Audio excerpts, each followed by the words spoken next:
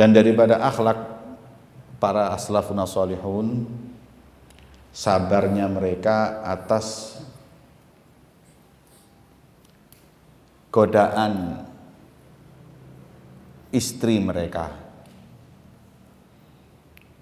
istri-istri mereka, wasyuhuduhum, dan wawasannya dari semua apa yang dilihat pada istrinya, dari pelanggaran-pelanggaran atau kesalahan-kesalahan, itu semuanya karena kesalahan mereka kepada Allah. Walaupun ini adalah kaidah aktsariyah, sebagaimana hadis baginda Muhammad SAW, birru aba'akum tabirrukum abna'ukum wa'ifu ta'iffa nisa'ukum. Berbaktilah kalian kepada orang tua kalian, kemudian niscaya anak-anakmu akan berbakti kepadamu. Berbuatlah yang terhormat kepada wanita lain, niscaya istrimu juga akan berbuat yang terhormat. Jadi kalau kita ngelirik wanita, lihat auratnya wanita, dampaknya nanti istri itu melirik lelaki. Makanya mereka itu punya satu syuhud. Setiap istrinya itu melakukan sesuatu kesalahan, ini adalah imbas dari kurang ibadah, kurang dekatnya dirinya kepada Allah, atau pelanggaran yang dia lakukan kepada Allah hingga diberi ujian dengan istri yang melanggar perintah Allah Subhanahu wa ta'ala. Nah, maka daripada itu kita, ini kaidah juz'iyah, enggak semua seperti itu, karena para nabi yang diuji oleh Allah dengan istri yang enggak solehah bukan berarti dia enggak soleh. Ya. Maka Allah Subhanahu wa ta'ala berfirman, at-thayyibatu lit-thayyibin. Ya, kalau perempuannya baik, laki-lakinya baik. Ya. Kalau at-thayyibun lit-thayyibat, laki-laki yang baik, berarti istrinya itu baik. Kalau apa namanya, wal khabithun wal khabithatu lil khabithin, yang enggak baik ya cocoknya sama yang enggak baik. Maka itu mereka mengaca, kalau istrinya itu enggak baik berarti karena saya yang enggak baik. Ini kaidah juz'iyah, yakni sebagian. Tapi kalau para nabi kan ada yang diuji dengan istri yang enggak solehah. Seperti Nabi siapa? Nabi Ayub enggak, Nabi Lut. Nabi Lut itu istrinya enggak baik. Ya. Bahkan ikut memusuhinya. Maka bukan berarti Nabi Lut enggak baik.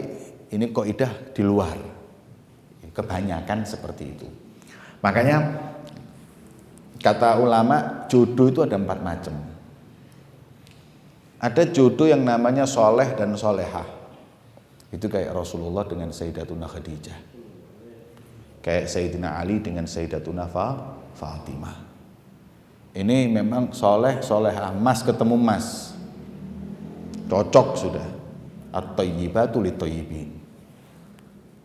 Tapi ada yang soleh dan tolehah.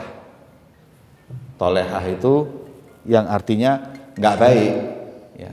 Ada yang soleh dengan tolehah, laki-lakinya soleh baik, tapi istrinya itu tolehah nggak baik. Kayak siapa? Nabi Lut. Nabi Lutnya nabi, kurang soleh apalagi, tapi istrinya itu tolehah, bukan orang baik. Ya, bukan orang yang baik. Maka daripada itu kita meminta kepada Allah agar diberi pasangan hidup yang baik. Kemudian ada yang sebaliknya, solehah, istrinya, suaminya yang toleh. Jadi kalau soleh itu baik, tapi kalau shotnya itu ditambahi pentung, toleh itu artinya jelek, buruk. Bahasa Arab itu keliru nulisnya, itu artinya kebalikannya. Soleh baik, toleh jelek. Ajil cepet, ajil lambat. Ya. Ada yang kadang-kadang dalam bahasa Arab itu sama, cuman tergantung setelahnya. Kalau raghbah fi artinya menginginkan. Ini raghbah fi hadza artinya menginginkan ini. Cuman kalau fi-nya diganti ain an, raghbah an anak berpaling dari itu. Ini bahasa Arab seperti itu. Lah ini kebalikannya. Solehah bersama yang toleh. Ini siapa? Contohnya Fir'aun. Ya, Fir'aun. Fir'aunnya bejat, tapi istrinya solehah. Ya. Sangat solehah. Ya, bahkan diriwayatkan akan menjadi istrinya Nabi. Maka itu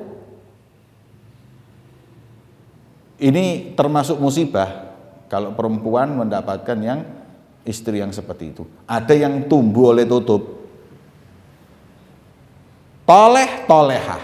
Wis iki wajib iki. Sopo? Abu Lahab. Abu Lahab itu dalam aku tabbat yada abi lahabiu wa tab. Celaka itu kedua tangan Abu Lahab. Ma aghna anhu maluhu wa ma kasab. Ya, enggak mengkayakan dia apa yang dia dapati dari kekayaan dan jabatannya. Saya selana ronda talahab akan dimasukkan nanti ke neraka yang sangat apinya itu panas membara. Terus wamro'atuhu dan istrinya hammalatul hatab, dalam bacaan lain hammalatul hatab, yang akan membawakan kayu bakar bareng-bareng, diobong bareng di neraka nanti orang dua tersebut. Ya. Ini na'udzubillah min dzalik. Nah ini biasanya soleh sama solehah, toleh sama tolehah, segitu aja. Kalau sampai tidak seperti itu, bisa jadi karena memang ujian, bisa jadi memang cermin. Hampir nggak ada. Kalau yang soleh ya sama soleha, kalau toleh ya sama toleha. Kecuali sedikit yang tidak imbang. Nah, kemudian wa kana awamus salaf idza lam yashhadu ma dzakarnahu sabaru ala adzahum li syuhudihim anna naf'aha aktsar min dharariha. Ada yang berpendapat atau berpikiran seperti itu. Jadi kalau istriku itu ganyang, itu karena memang saya ganyang sama Allah. Saya kurang ibadah. Sayanya yang salah. Kan Habib Abdurrahman Bilfiqih, Habib Abdurrahman Bilfiqih, alamatud dunia, itu pernah difitnah sampai masuk penjara. Ketika masuk penjara, murid-muridnya beliau itu marah. Kemudian ketika beliau didatangi muridnya, istilahnya kalau sekarang mau didemo ini sultannya, kita akan mengadakan pemberontakan untuk sultan karena memenjaramu, kau orang alim, orang soleh. Beliau berkata, la, ini kesalahanku. Loh kenapa? Aku dipenjara karena aku yang biasanya tiap pagi banguni pembantuku untuk sholat subuh, di hari ketika aku dipenjara aku lupa membangunnya. Karena saya tidak amar ma'ruf dan nahi mungkar, saya tidak memerintahkan orang di rumah saya untuk bangun subuh, makanya Allah memberiku musibah, aku masuk penjara sesuai yang disabdakan baginda Muhammad, amar ma'ruflah kau dan nahi mungkar. Barang siapa yang enggak mau amar ma'ruf dan nahi mungkar, niscaya Allah akan menjadikan penguasa di tengah-tengahnya adalah penguasa yang dolim. Dan ini sesuai dengan kata Nabi. Ya. Maka itu pertama karena berkaca dengan dirinya. Yang kedua, para salaf itu kalau mempunyai istri dan istrinya kurang baik, istilahnya ganyang, menggoda, ya, atau istrinya jahat kepada suaminya, mereka mempunyai wawasan bahwa bagaimanapun manfaatnya istri saya itu masih lebih banyak daripada mudaratnya. Ya inilah ganyang-ganyangnya yang kayak gini-gini, tapi manfaatnya, dia hamil anak saya, dia menyusuinya, dia menjaganya. Ya ini kecil-kecil ini dibanding dengan banyaknya manfaat istriku. Itu yang membuat mereka sabar dengan kadang-kadang godaan istrinya. Wa kanu radhiyallahu anhum yu'adduna ilal mar'a haqqaha 'alal kamar wa la yamna'hum mukhalafatahum lahum an dzalik. Walaupun seperti itu, para salaf kita radhiyallahu anhum melaksanakan kewajiban haknya istri dengan sempurna. Walaupun kadang-kadang kalau mereka itu nusus, mereka itu membangkang kepada suami, kan tidak wajib nafkah, tapi tetap dikasih nafkah, tetap dilakukan apa yang sempurna.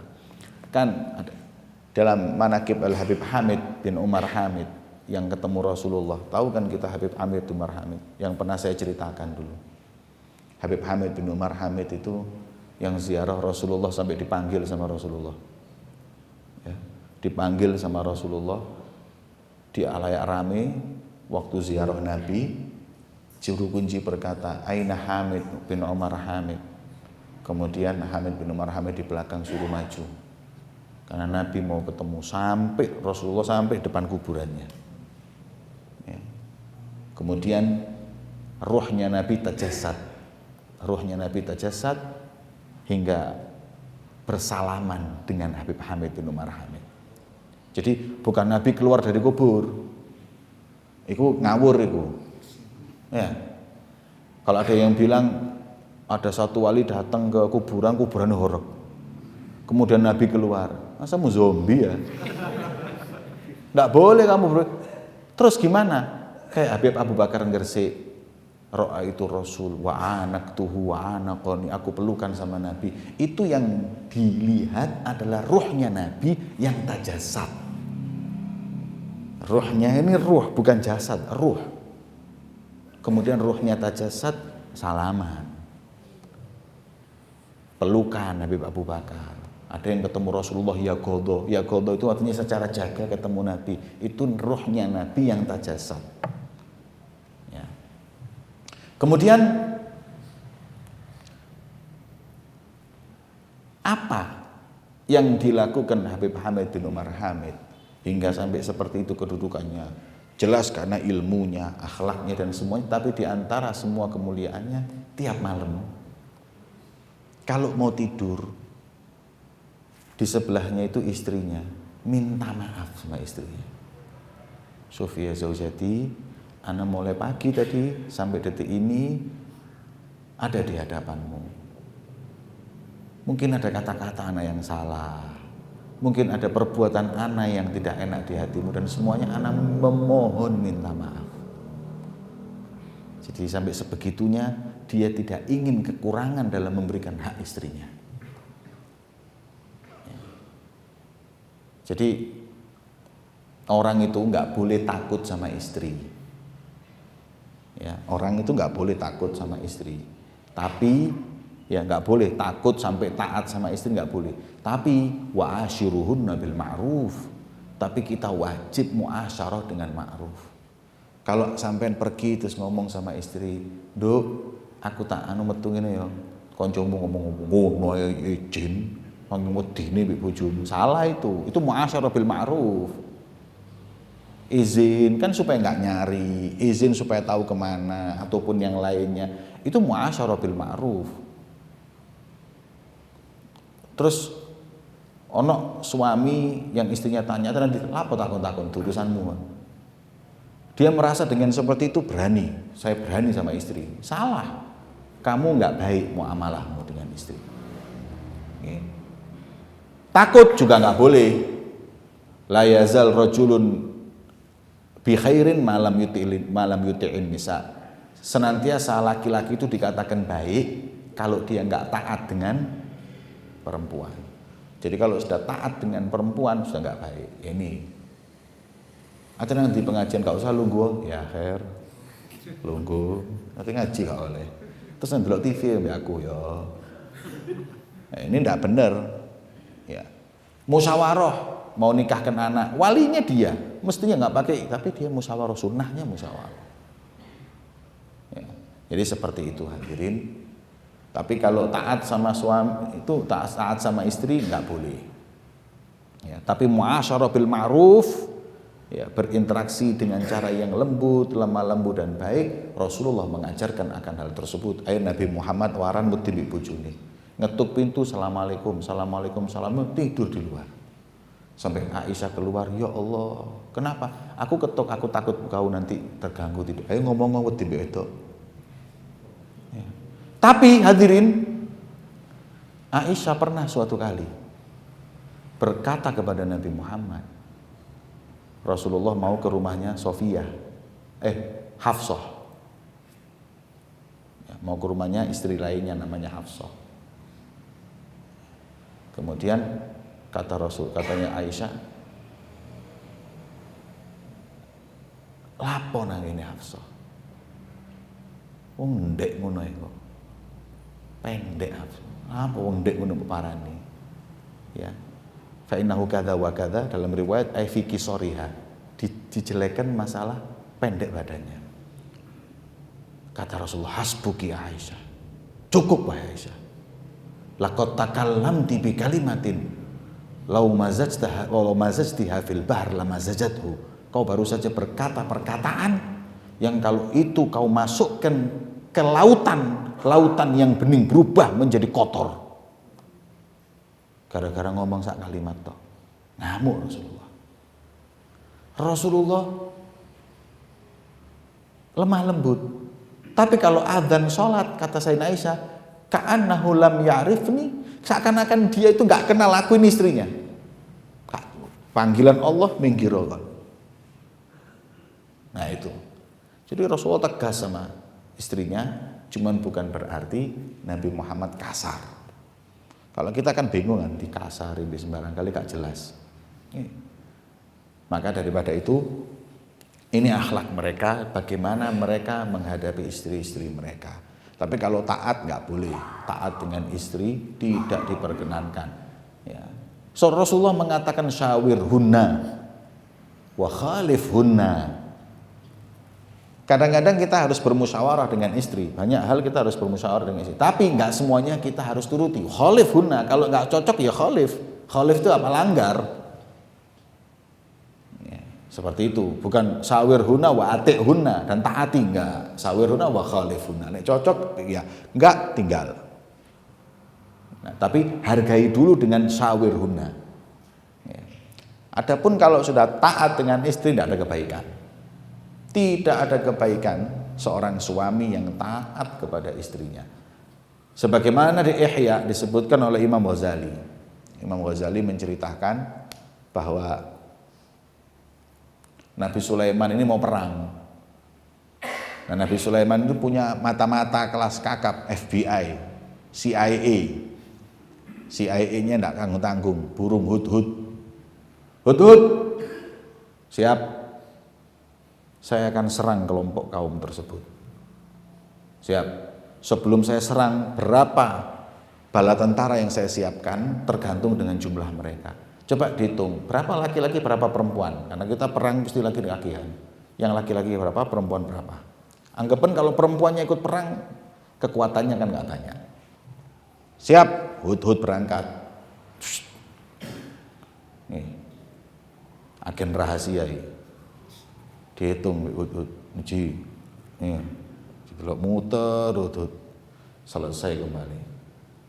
Nabi Sulaiman sudah saya hitung, alhamdulillah. Piro.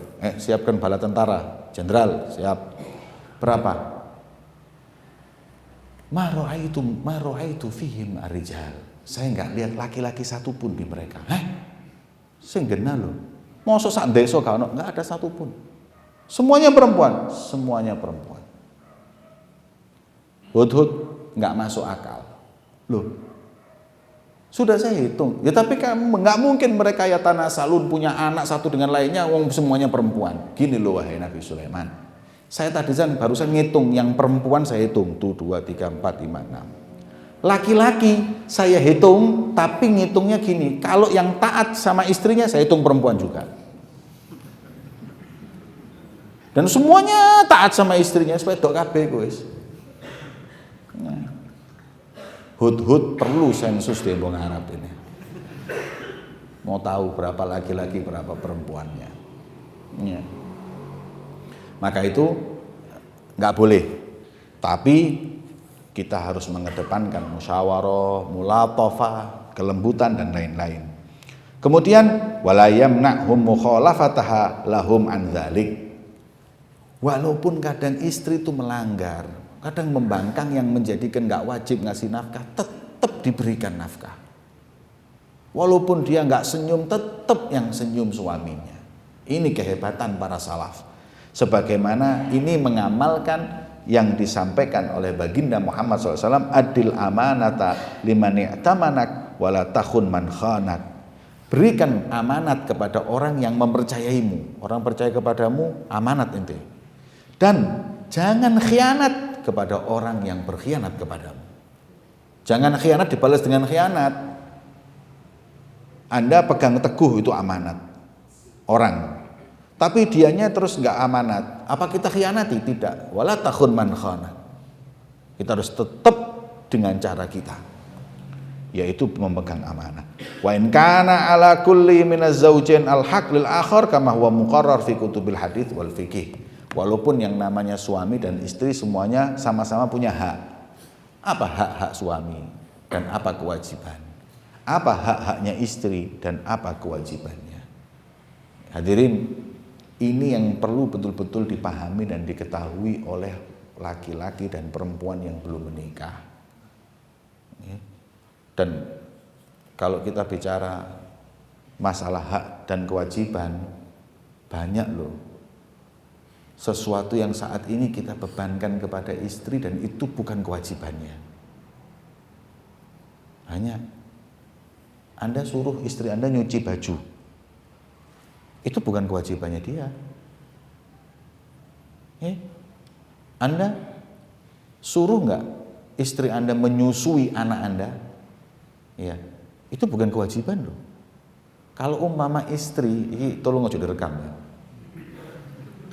Deken sih. Istri minta bayaran atas susu yang dikeluarkan untuk bayi itu, Anda harus bayar. Jare bojomu, ayo nggih susuku apa denku? Denku sampeyan lho regane. Lah aku sampeyan ae wis, bayaran. Wajib kita bayar. Ya.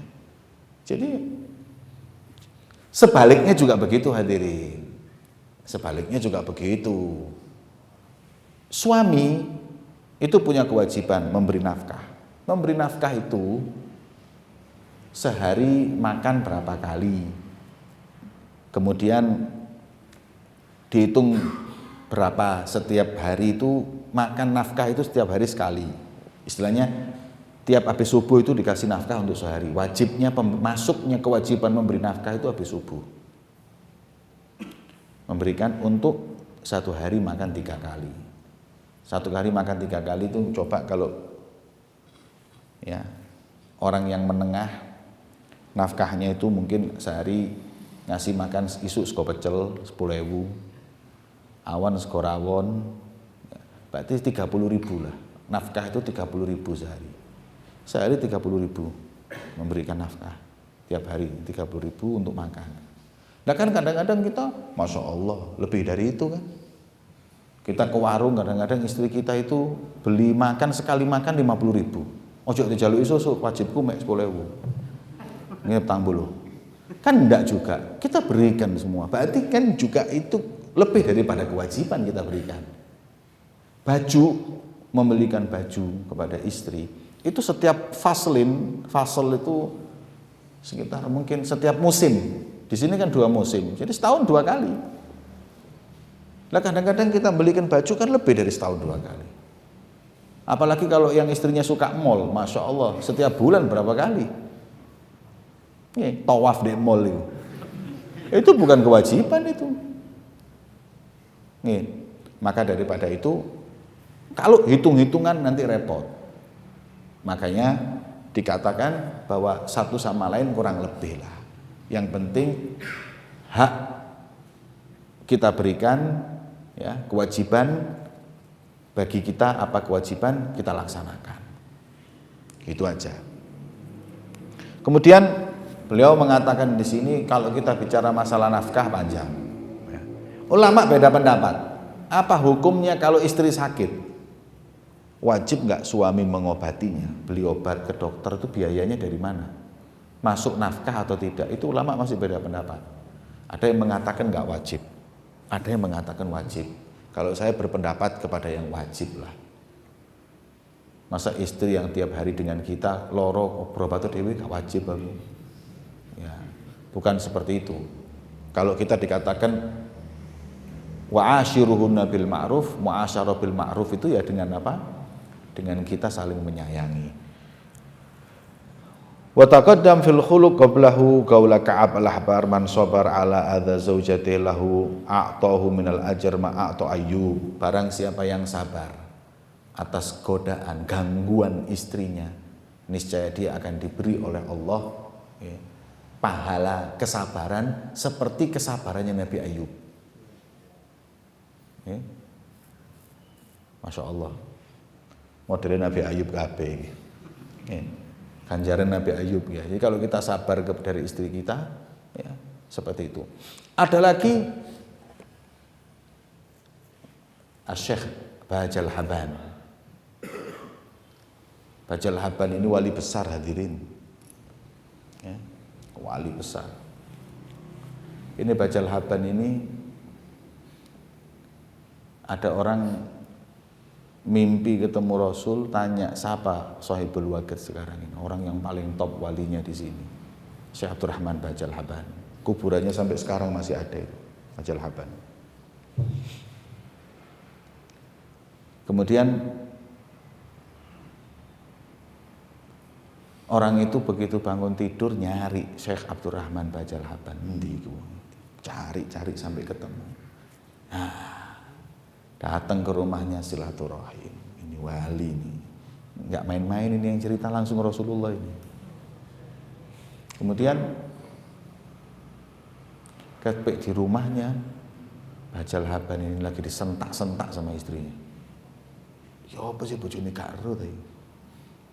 Iki wali Allah loh. Dimarahi dan lain-lain. Kemudian setelah selesai dia bilang, "Sisi, saya minta maaf. Saya ini ketemu Rasul dan katanya wali yang besar saat ini adalah engkau. Tapi kalau aku lihat kau sama istrimu digitukan, masa ono rek wali wedi mbek bojone." Kemudian beliau mengatakan, "Lah, kalau sampean mau tahu, saya ini dapat rutbatul wilayah, kedudukan wali karena sabarnya saya dengan istri saya ini. Makanya kau lagi pindah di wali, kau nyentak-nyentak bojomu ya." Sayyidina Umar, Anda tahu Sayyidina Umar kurang berani apa? Menungso, setan lo belayu. Ya, setan itu loh. Lau salak idza salaka Umar fajjan salaka syaiton fajjan akhar. Kalau yang namanya Umar itu jalan di satu kampung, dia di kampung yang lain. Jadi kenapa? Lari daripada dhilli Umar. Dari cahayanya, dari apa namanya? Naungannya itu, apa namanya orang kalau kena cahaya? Dhil, bayangan. Dari bayangannya Sayyidina Umar lari. Setan itu bukan dari Sayyidina Umar lari, dari bayangannya Sayyidina Umar lari. Bayang. Tapi suatu saat ketika didatangi orang, Sayyidina Umar lagi duduk diuring-uring di bojone. Bingung, ya apa luwet top kok setan nih gitu kan. Kemudian ditanya, "Wahai Umar, kenapa kau berbuat seperti itu?" Ya, jawabannya Sayyidina Umar gitu, "Ini orang telah melahirkan anakku, dia kewajiban yang semestinya nggak wajib dia lakukan ini semua. Ya wes sabarlah atas kekurangannya." Makanya ada riwayat itu segini, hadir majelis seperti ini, syekhnya itu cerita bahwa hati-hati orang kalau mau berbuat baik itu yang menghambat banyak. Dalam riwayat, setiap orang mau berbuat baik, mau sedekah, mau apa, itu ditahan 70 setan. 70 setan dengan sampai kita batal berbuat baik. 70 setan. Nah, kemudian satu dari orang yang ngaji itu, wah lebay iki Syekh. Ono 70 kakean niku.